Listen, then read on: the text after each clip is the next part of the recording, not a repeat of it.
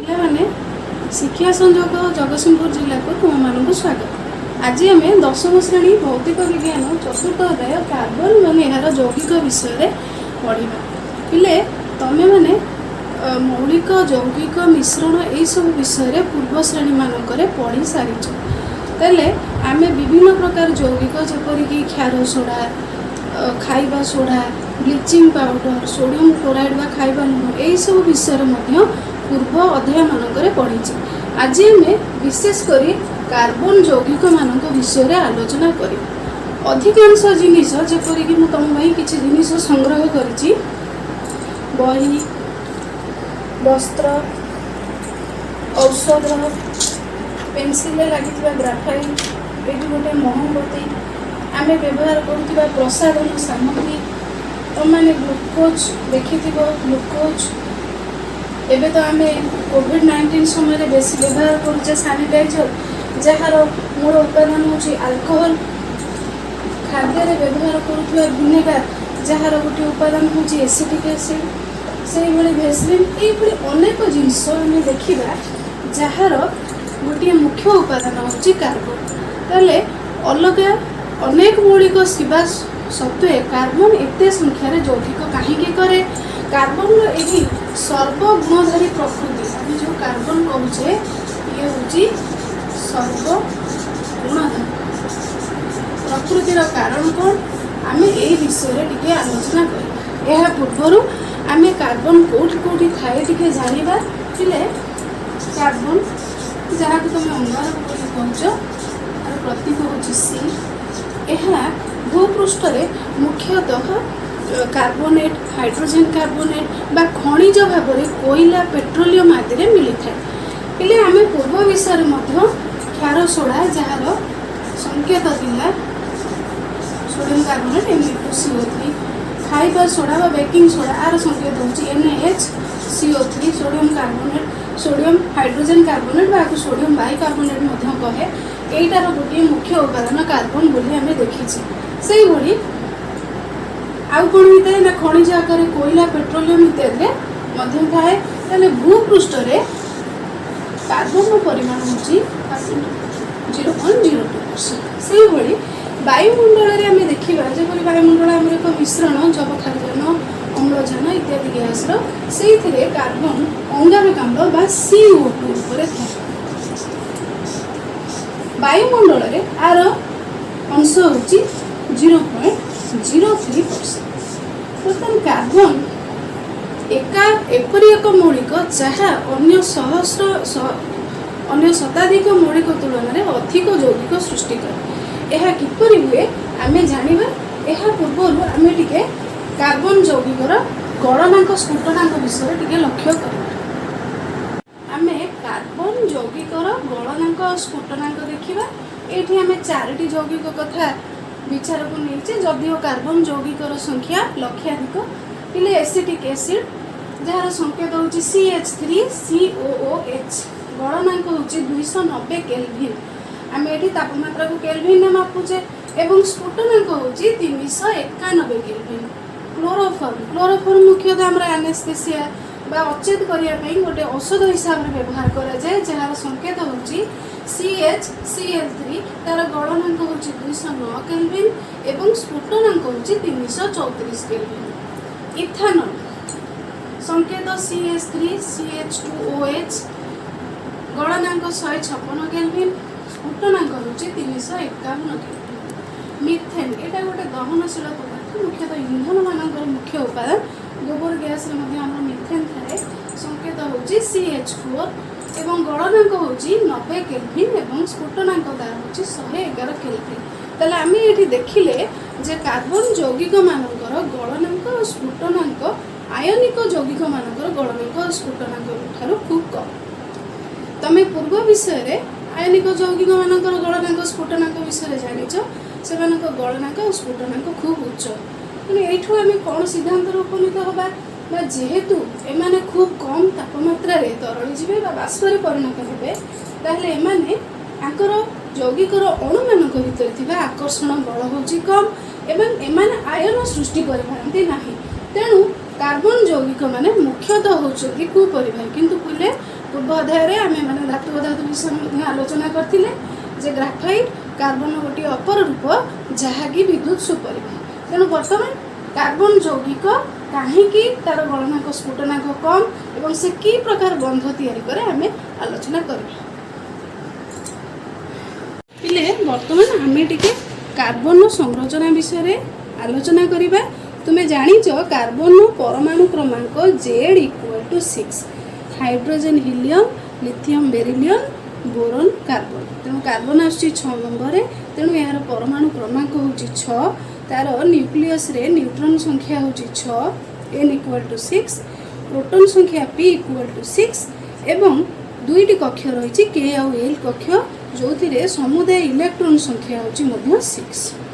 ताले जेमती आम नवम श्रेणी रे जानिचे के कक्ष रे सर्वाधिक 2टी इलेक्ट्रॉन रही पारिबे एल कक्ष रे सर्वाधिक 8टी इलेक्ट्रॉन। तेणु आमर के कक्ष रे 2टी इलेक्ट्रॉन रही गला परे कार्बन में थिबा 6टी इलेक्ट्रॉन आउ 4टी बळिला। तेणु तार एल कक्ष रे 4टी इलेक्ट्रॉन। बर्तमान तुम देखि पारुथिबो ए इलेक्ट्रॉन मानकु मु ब्लू कलर पिंक द्वारा दर्शाइछि। ताले तार बाह्यतम कक्ष रे थिबा इलेक्ट्रॉन संख्या होची 4। आमे जानिचे मौलिक मानकर प्रतिक्रियाशीलता तांकर बाह्यतम कक्ष रे थिबा इलेक्ट्रॉन संख्या उपरे निर्भर करे एवं प्रत्येक मौलिक बाह्यतम कक्ष रे 8टी इलेक्ट्रॉन रखिया पई चेष्टा करंती। एथि पई से माने इलेक्ट्रॉन आदान प्रदान करिथांती जेपरि कि तमे पूर्व अध्याय आयनिक यौगिक सृष्टि विषय पढ़ीच। बर्तमान कार्बन बाह्यतम कक्ष रे 4टी इलेक्ट्रॉन अछि। निकटतम निष्क्रिय गैस रो संरचना लाभ करिबा पई तार आउ 4टी इलेक्ट्रॉन एल कक्ष रे आवश्यक किंबा आउ कोन हे परिबो ना से जदि 4टी इलेक्ट्रॉन त्याग कर देबो तार के कक्ष संपूर्ण हो जिवो 2टी रहिबो जहा कि से निष्क्रिय गैस हीलियम रो संरचना लाभ करिबो। ताले बर्तमान में देखिबा कार्बन एपरि करि पारे नाही काहे कि पिले देख कार्बन रो बाह्यतम कक्ष एल रे 4टी इलेक्ट्रॉन रहिछि 8टी इलेक्ट्रॉन संरचना पाया पे तार दरकार केतोटी ना 4टी इलेक्ट्रॉन। वर्तमान तार न्यूक्लियस रे थिबा प्रोटॉन संख्या होची 6। पिले आमे ऑरेंज कलर बॉल गुडी को भाबिबा जे तार न्यूट्रॉन एवं येलो कलर गुडी को तार प्रोटॉन बोली भाबिबा। तेणु एठी 6टी प्रोटॉन अछि जे 4टी इलेक्ट्रॉन को धरि रखिछि। जदि से आउ 4टी इलेक्ट्रॉन ग्रहण करिवो 4टी इलेक्ट्रॉन ग्रहण करे कोन हे जिवो ना C4- पिले C4- होची गोटे आनायन। आनायन काहे कि ना जेहेतु यह विजुक्त चार्ज यह युक्त आड़को बा एनोड आड़को गति करे तेणु C4- आनायन जदि सृष्टि करिवो ताले आर 4टी इलेक्ट्रॉन आवश्यक। पिले न्यूक्लियस रे थिबा 6टी प्रोटॉन बाह्यतम कक्ष रे थिबा 8टी इलेक्ट्रॉन एवं एठी थिबा 2टी 10टी समुदाय 10टी इलेक्ट्रॉन को धरि रखिबा संभवपर नुहे। न्यूक्लियस रे 6टी प्रोटॉन अछंती इलेक्ट्रॉन संख्या हेगला 10 प्रोटॉन होची प्लस चार्ज इलेक्ट्रॉन होची माइनस चार्ज। तेणु 6टी इलेक्ट्रॉन 6टी प्रोटॉन 10टी इलेक्ट्रॉन को धरि रखिबा संभवपर नुहे। तेणु से C4- आनायन सृष्टि करि पारे नाही। पूर्व क्लास रे तुमे आयन विषय पढ़ीछ। आयन दि प्रकार आनायन और कैटायन। विजुक्त चार्ज गुडी को आनायन कुआ जाय जेहेतु से एनोड बा युक्त अग्रआड़ को गति करे। तापरे देखिबा जे जदि हमें 4टी इलेक्ट्रॉन काढी नबा ताहले तार के कक्ष संपूर्ण हे जांता। के कक्ष रे 2टी इलेक्ट्रॉन हे गले से हीलियम रो संरचना लाभ करी निष्क्रिय गैस होंदा। एथि पई से C4+ कैटायन सृष्टि करंता।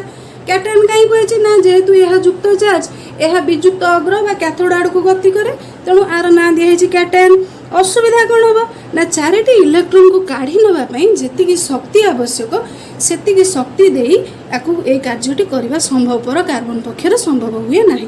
तेणु से C4- आनायन किंबा C4+ कैटायन सृष्टि करी निष्क्रिय गैस रो संरचना बा ऑक्टेट स्थिति को जाई पारे नाही जाको हम अष्टक सूत्र बोली कहे। एथिपाई से कौन करे ना इलेक्ट्रॉन जुगलर सहभाजन करी सहसंयोज्य बंध सृष्टि करे।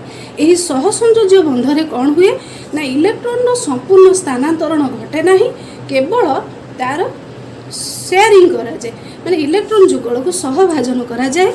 यही प्रक्रिया रे सृष्टि होतिबा सरलतम किछि अणु विषय आमे आलोचना करिबा। प्रथम अणुटी होछि हाइड्रोजन। सहसंयोज्य बंध द्वारा सृष्टि होता सरलतम अणुटी हूँ हाइड्रोजेन। आम जपरी नवम श्रेणी में पढ़ीचे हाइड्रोजेन अणु हूँ एक दुई परमाणु विशिष्ट अणु।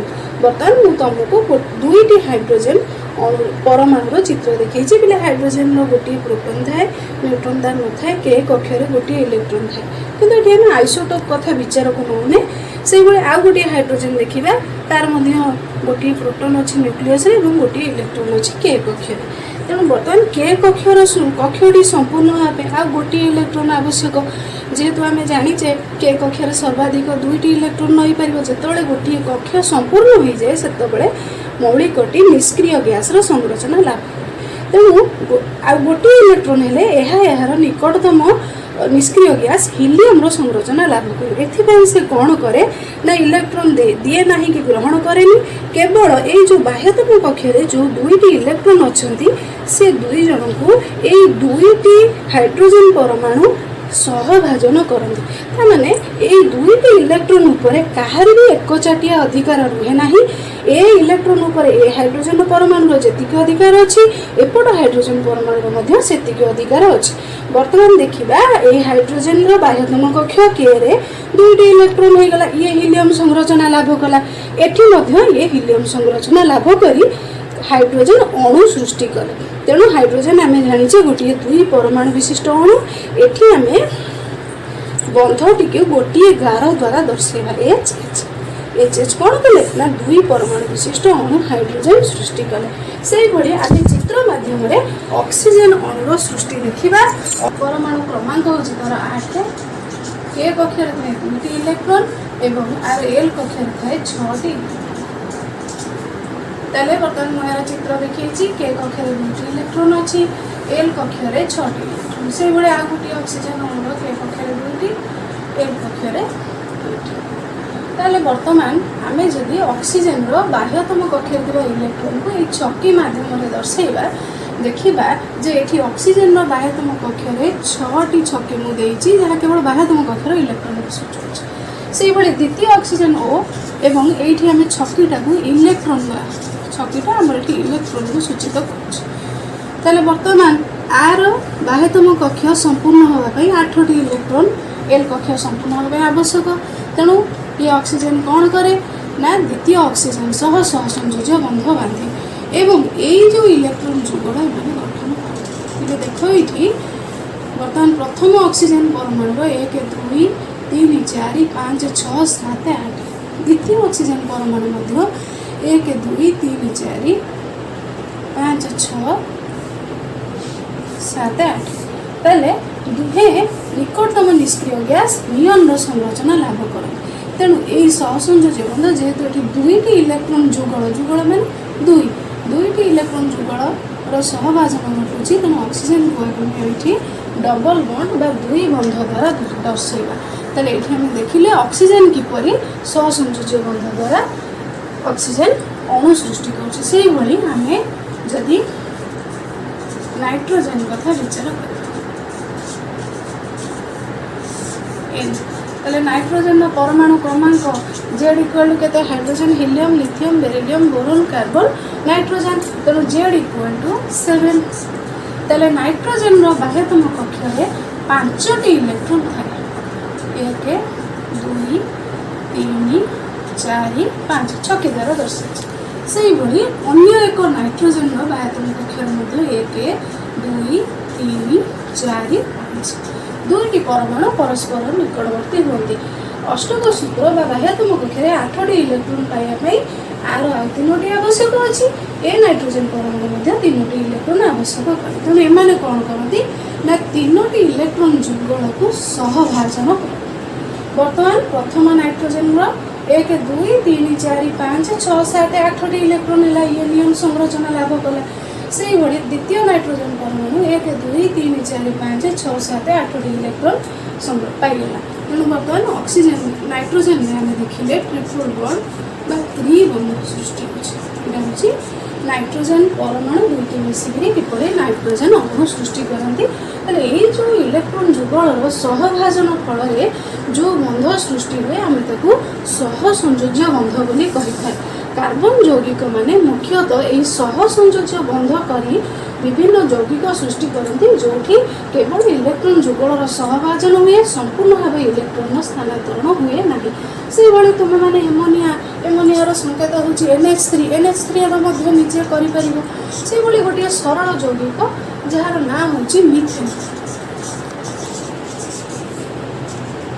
तार प्रतीक हूँ CH4 मिथेन अणुर संरचना टी आम देखा कार्बन बाह्यतम कक्षा इलेक्ट्रॉन संख्या हूँ देखिए 4 आम पूर्व आलोचना करें 1 2 3 4 गोटे कार्बन संगे 4टी हाइड्रोजन परमाणु रही मिथेन यौगिक गोटे कार्बन परमाणु 4टी हाइड्रोजन बर्तमान ये 4टी हाइड्रोजन पिला हाइड्रोजन इलेक्ट्रॉन को मु डॉट बा बिंदु चिन्ह द्वारा दर्शाई कार्बन इलेक्ट्रॉन को मु क्रॉस बा छकी चिन्ह द्वारा दर्शाई ताले हाइड्रोजन बाह्यतम कक्षा परमाणु संख्या अच्छी केते ताले बर्तमान देख बिले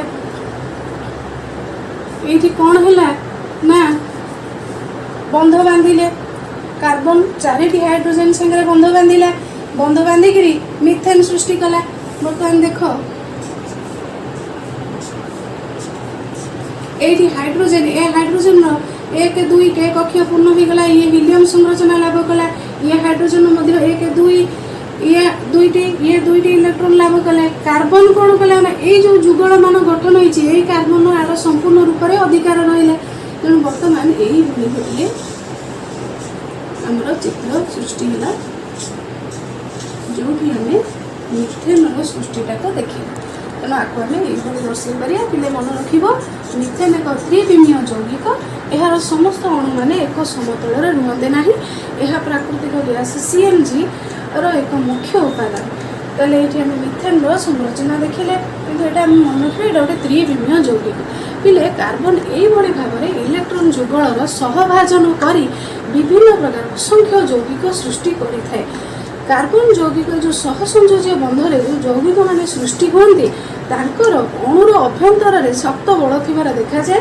किंतु आंत अणुक बल माने गोटे अणु एवं अन्य एक अणु मध्य बल सेटा से दुर्बल थाए तेणु एमानकर गलनांक स्फुटनांक हूँ कम जपरी आम पूर्व सारणी आलोचना करते एमाने जेहेतु इलेक्ट्रॉन आदान प्रदान करूना जदि देते युक्त चार्ज होता जदि ग्रहण करते वियुक्त चार्ज होता जेहेतु एमाने आदान प्रदान करी आयन सृष्टि करि पारु नाहंती तेणु ए यौगिक माने साधारणतः विद्युतर कुपरिवाही होता आज एतिकी।